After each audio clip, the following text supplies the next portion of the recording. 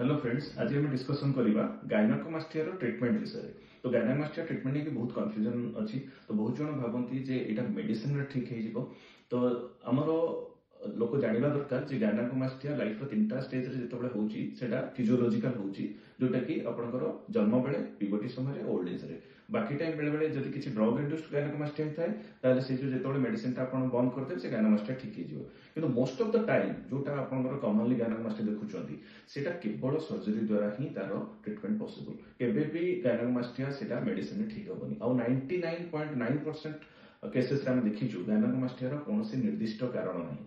तेणु से किसी आपंकर मिसकनसेप्शन अच्छी जे मेडिसिन ठीक हो अनलेस अंटिल आपंकर हार्मोनल इम्बालांस अच्छी लैब रिपोर्ट हार्मोनल इम्बालांस शो करूची ताहले ठीक अच्छे आप किसी मेडिसिन नेबे। तथापि जो मेडिसिन सरिबो तापर भी सर्जरी दरकार पड़े। किंतु जो आप सब जिन नॉर्मल अच्छी आउ फिजियोलॉजिकल गायनेकोमास्टिया जोटा कि कहली सेटा वर्ष रु अधिक होगलानी ताहले आपंकर surgery is the only option. आ सर्जरी रे liposuction is the gold standard. तेणु गायनेकोमास्टिया मन रखु लाइपोसक्शन द्वारा ही आपंकर चिकित्सा संभव अटे। Thank you.